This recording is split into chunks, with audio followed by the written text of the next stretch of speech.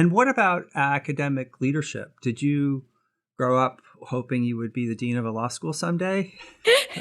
I did not. I did not. I could throw the question back at you in all your capacities.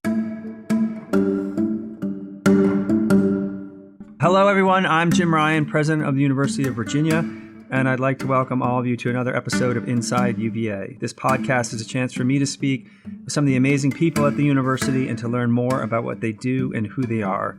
My hope is that listeners will ultimately have a better understanding of how UVA works and a deeper appreciation of the remarkably talented and dedicated people who make UVA the institution it is. I'm joined today by Dean Risa Goluboff, the 12th and first female dean of the University of Virginia School of Law. Risa is a renowned legal historian whose scholarship focuses on the historical development of American constitutional and civil rights law. She's a fellow of the American Academy of Arts and Sciences, a member of the American Law Institute, and chair of the advisory board for UVA's Karsh Institute of Democracy. In addition to serving as dean, Risa has taught at the School of Law for over 20 years with additional faculty appointments at the Carter G. Woodson Institute for African American and African Studies, the Department of History, and the Miller Center for Public Affairs. Prior to joining the law school faculty, Risa clerked for Judge Guido Calabrese of the U.S. Court of Appeals for the Second Circuit and Justice Stephen Breyer of the United States Supreme Court. Risa is an extraordinary leader, an accomplished scholar, a devoted partner and mother, and a dear friend. Now in her final semester as dean, we are fortunate to have her on this podcast. Risa, thanks so much for being here.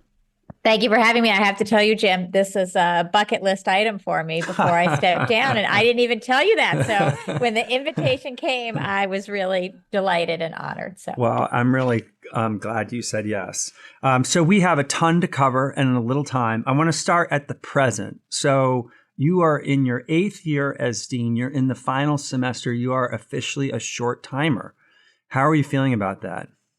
I feel bittersweet about that. I am going to be sad to step down. There's so many aspects of this job that I love, and especially, all the people I get to meet doing things like this. So I'm going to miss all that. And I'm going to miss spending my day with people, really, actually. Yeah. I'm an extrovert, and it's a more introverted kind of job. I love being a scholar, but I will miss all the people. But I'm excited. I think it's a good time for me to step down, and I feel like I've accomplished a lot, and the school's in a good place, and I'm ready to do something different. And I'm also really excited for my successor, Leslie Kendrick, who, we've both known for decades. Yes. She was one of my very first research assistants when she was a student here.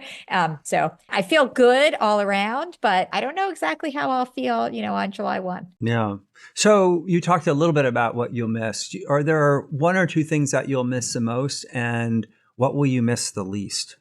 I think the things that I'll miss the most are the feeling that the people of this institution, all of them, are my people. They've always been my people, but right after I was named dean, I was walking through the halls with my son, and he was 9 at the time. And we passed by these 2 students, and I said, "Hi." And he said, "Are those your students?" And I said, "No," because I hadn't taught them. And then I paused and I said, "Actually, yes, they're all my students now." Right. And I feel that way about the students, and I feel that way about our alumni. I used to have sort of my alumni who I taught, right, and now they're all my alumni. And just that feeling of being such a critical part of this wonderful place that people love. And, there's just all this affection and devotion for this place that comes to me. And I think you probably experience, some of that too, or probably more of that, but that, you get identified with this institution that you love, that right, I love, and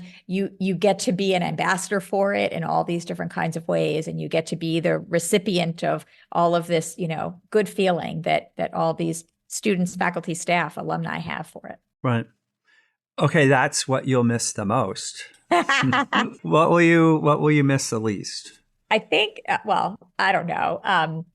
There's always so much to do, and not enough hours in the day. Right. And the feeling that I could be doing more, that there's always another email in my inbox, that there's always more I want to do, that there's always someone waiting for me to give an answer to something. That feeling of responsibility, that feeling of obligation. I want to do all those things, but I just wish I could do them all, and you can't do everything. And, just always feeling one step behind, that there's always more to do. I won't miss that particular anxiety, I think. Right. I know the feeling. It's very hard. And, you have to accept it, right? Right. You cannot do it all the time. But for people like us, we like to do it all the time. Right. You never get to the end of your to-do list. There is never an end to the to-do list. That's the thing. And there's something satisfying about the end to a to-do list. And you never get that. So I don't know if I'll get it even on June 30th. So we'll see. I'll let you know.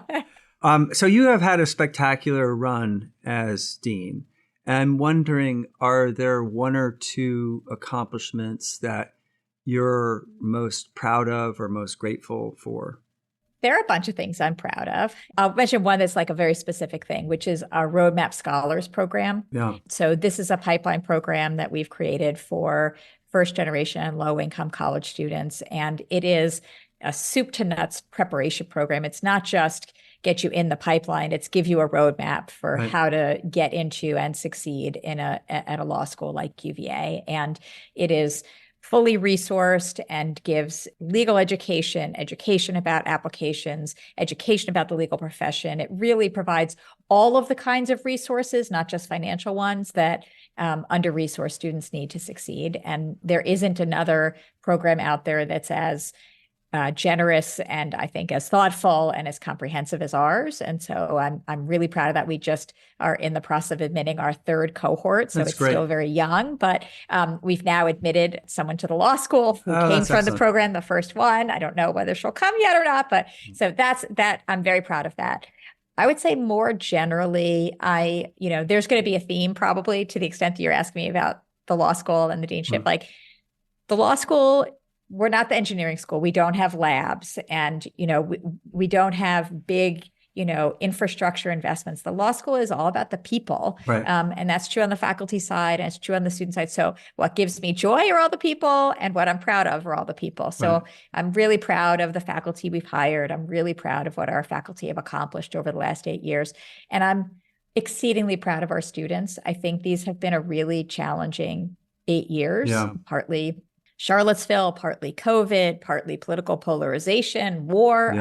Really challenging. And our students, no one's perfect, but our students are pretty amazing. And they're really varied in their backgrounds and their views. And they work really hard to have real human connections with each other and to work through all of these hard things going on in the world, which, you can't be buffered from. The law is engaged in all of those things, and everyone's part of the world. The law school is part of the world, but they work really hard to talk to each other and to listen to each other. And I'm really proud of them. Yeah.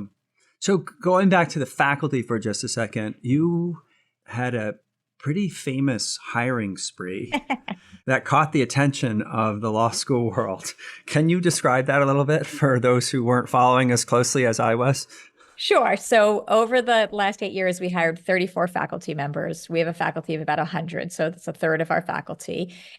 We hired 20 tenure line faculty, and most of those were hired in a 3-year period during and right after COVID. And there were a lot of other law schools who were not, and universities who were not hiring at that time because they were in some financial challenges. They were facing financial challenges. And we were in a privileged position of being in a really good financial place. We're conservative stewards of our resources, and we were able to hire, and we did. And the Twitterverse kind of went crazy. They compared me to Nick Saban. They compared us to the New York Nets. They said, there aren't any law professors left to hire. You've hired them all. And there's no more law schools. They're all going to close. You're like the Amazon or the Barnes and Noble of law schools. And so it was really fun. And somebody actually, when I announced that I was stepping down, I don't have it to hand, but somebody, when I announced that I was stepping down, another dean of a law school wrote me a little poem in which he basically was like saying, I'm stepping down because I've hired everyone. It rhymed. I don't remember the rhyme. It rhymed, but that's what he was like, oh, well, you're done. So I guess it's time to go.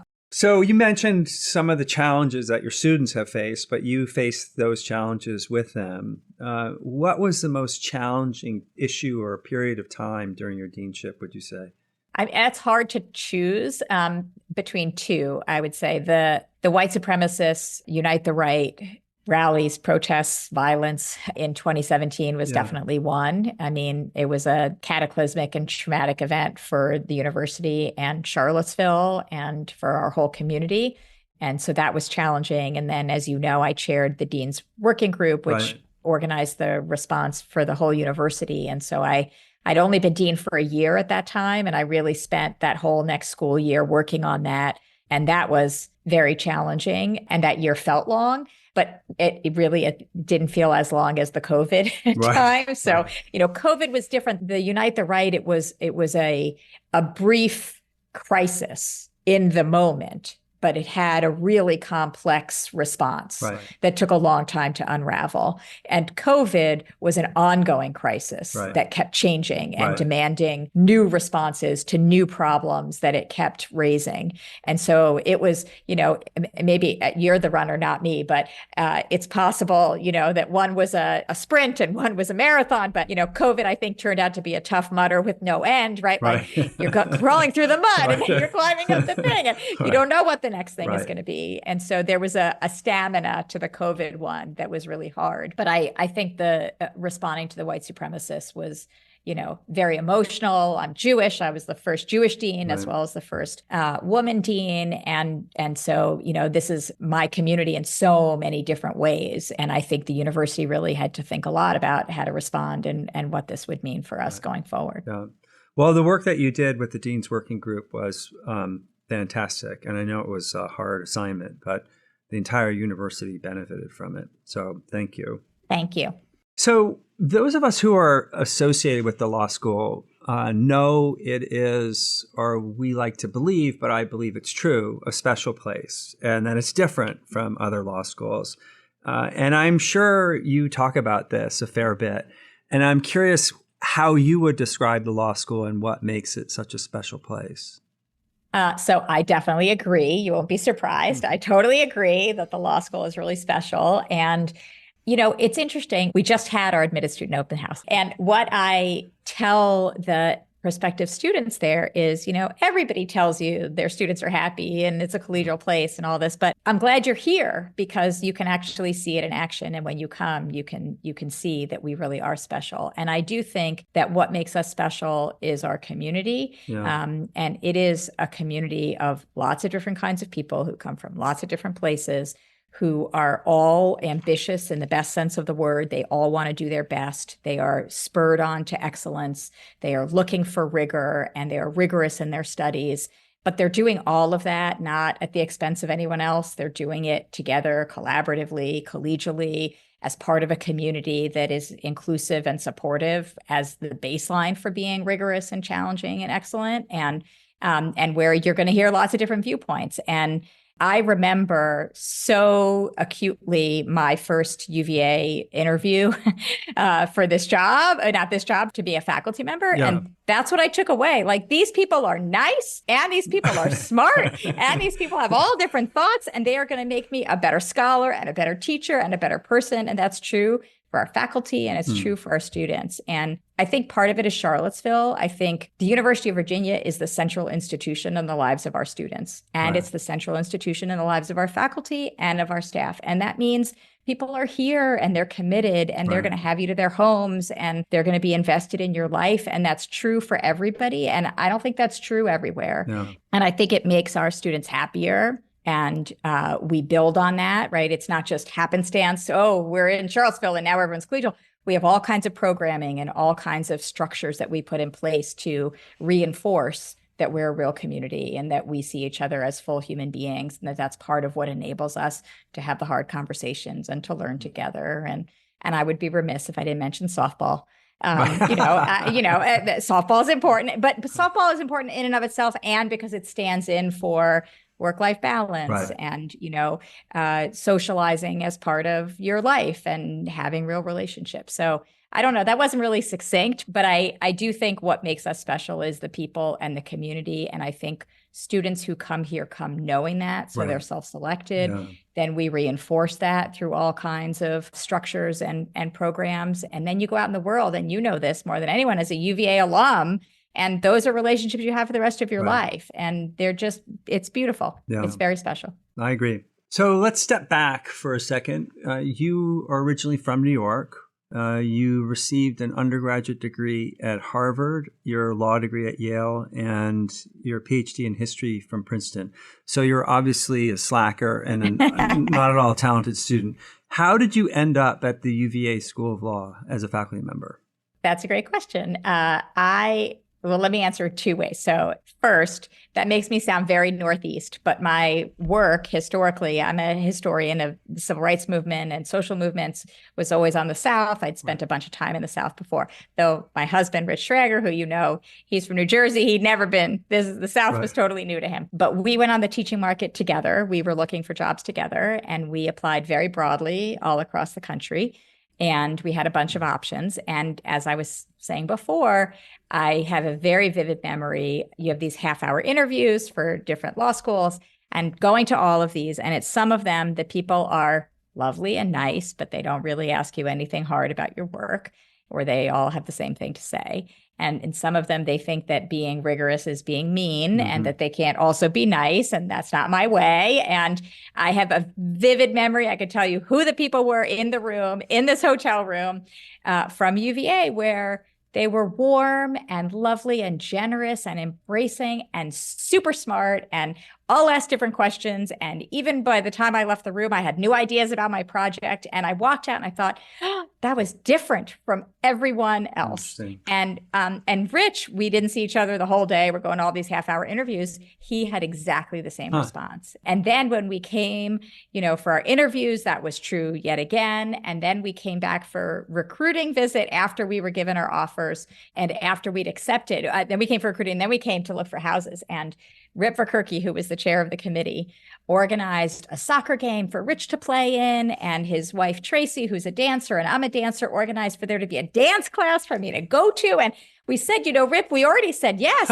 You don't have to recruit us anymore. And he said, oh, I'm not recruiting anymore. This is friendship. And it was just like, that was how we felt from the first moment. Like, this is a place to thrive and be challenged and supported. And after that, it was an easy call. Yeah. So when you went to law school, did you know you were going to go the academic route? You went to law school before you became a graduate student in history, or did you do it simultaneously, or was it the other way around? So I did it sort of simultaneously. I was a senior in college, and I had spent my college career studying history and sociology. I loved the part of the semester where I was writing papers. I really loved the academic enterprise, but I'd also been very involved in public service and didn't want to be in an ivory tower. I really thought I wanted to be a lawyer and a public interest lawyer. And I was really frustrated because I'd never had to choose between these things before. I did my coursework and I did my extracurriculars, and now here I am.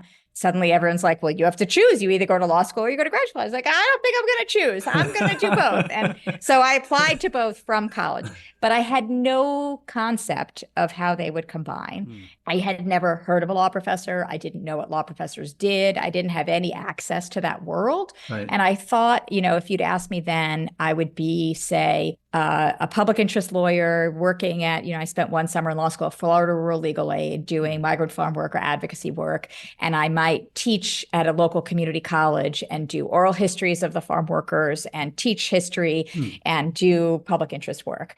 That's not a career path. And maybe someone else will figure out how to do that. But by the time I was partway through law school, it was clear that there was this other career path of being a law professor, where even though you get to have the life of the mind and the academic, scholarly endeavors that a history professor gets, you're also much more in the world. Your students are going to be lawyers. You can be an expert. You can sign amicus briefs. You're just, you're having an impact through your work much more directly. And it was clear that being a law professor was a way for me to merge these two desires, to have an impact on the world and to be a scholar by being a law professor. And it was such the right path for me. I have not looked back from that. Right. And what about academic leadership? Did you grow up hoping you would be the dean of a law school someday?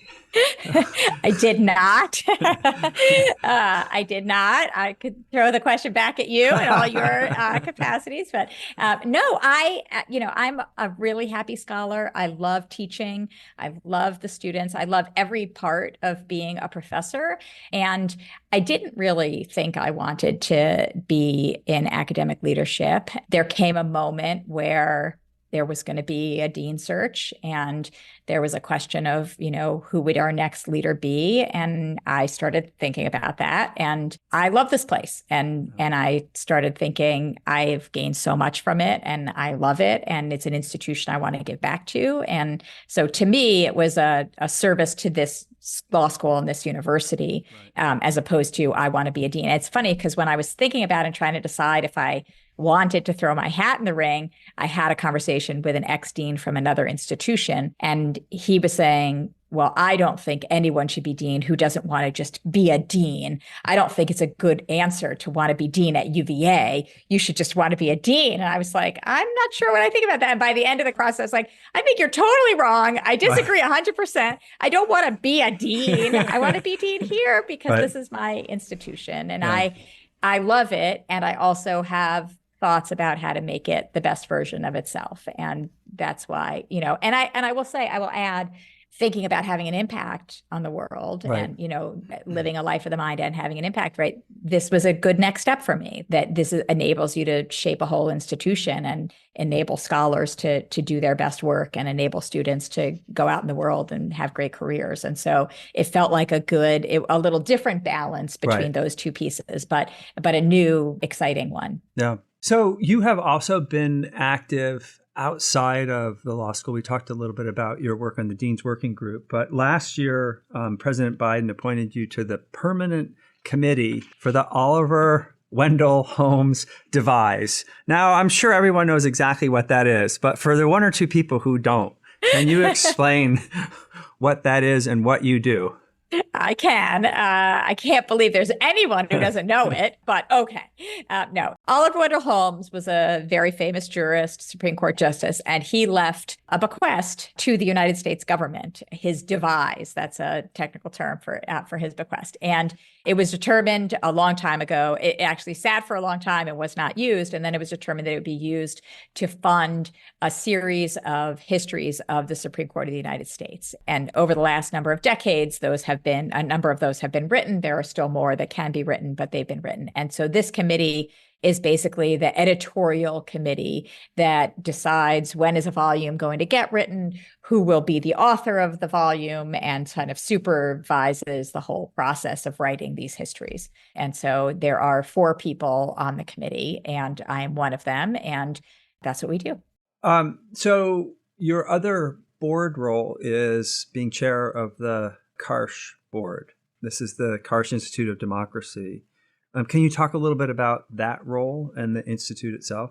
Yeah, so that role is very close to my heart. As you know, Martha and Bruce Karsh Martha's a graduate of the college and the law school, and Bruce is a law grad, and they met here and married afterwards. And actually not afterwards, they met here and married. And they were the first $50 million donors to the law school. They were the kickoff for our capital campaign. They're amazing people. And as part of their gift to the law school, we created a Karsh Center for Law and Democracy, which is a law-related program that does work on the relationship, obviously, between law and democracy. And after our gift, they then decided with you that they wanted to make a much larger gift to promote democracy at the university level and to integrate into a single institute all of the many democracy-related programs, schools, activities that go on at the university, the Karsh Center at the law school being one of them, but there being lots and lots of others. And the institute is in the business of understanding, defending, invigorating democracy, and it does so by bringing to bear the enormous intellectual resources that we have here at the university under the magnificent leadership of Melanie Barnes. And I was the inaugural vice chair, which was a real honor for me to be part of that from the very beginning. And now to be chair is just such a pleasure. So last 2 questions, and they're related. The first is, like all deans, you will have a 1-year sabbatical once you step down in July. I wonder if you have any plans yet that you can share about how you're going to spend your time. Yeah. So at the law school, our tradition is for the ex-dean to take their sabbatical elsewhere. I don't know if that's a tradition elsewhere in the university, but certainly at the law school, to give the new dean the opportunity to spread their wings without the ex-dean being there. And so Professor Schrager and I, Rich and I, will go to New York, and we will be visitors at NYU. My family's in New York and his is in New Jersey, and our kids will both be in college in the Northeast next year. We are going to be empty nesters for the first time next year, as will you. And so we're excited to be on an adventure at the same time our kids are on an adventure. And I'm excited to be on an adventure because I think I will definitely have some withdrawal from this job. And so having new things to do will be exciting. That sounds very fun. Yeah. So longer term, have you thought about what is next? And maybe you haven't decided. Are you thinking you'll just return to being a member of the law faculty, or would you like to continue at some point anyway in academic leadership? I am very excited to return to the law faculty. I love the teaching. I've done some teaching as the dean, but not as much as I would like. And I love the research and writing. And again, I've done some of that as a dean, but not as much as I would like. So I am excited to come back and teach and research. I have some projects in mind. So we'll see how those go. Right. Well, the law school is very lucky to have you. Thank you. This has been really wonderful, Jim. Yeah, no, thank you. And congratulations. You really have had a spectacular run as dean. Thank you. And it's been really amazing to be dean with you as president. That's been fun and wonderful to watch you be an amazing president.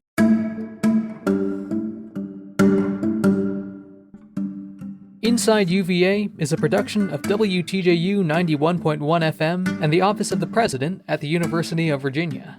Inside UVA is produced by Jaden Evans, Ariane Ballou, Mary Gardner-McGee, and Matt Weber. Special thanks to Maria Jones and McGregor McCants. Our music is Turning to You from Blue Dot Sessions. You can listen and subscribe to Inside UVA on Apple Podcasts, Spotify, or wherever you get your podcasts. We'll be back soon with another conversation about the life of the university.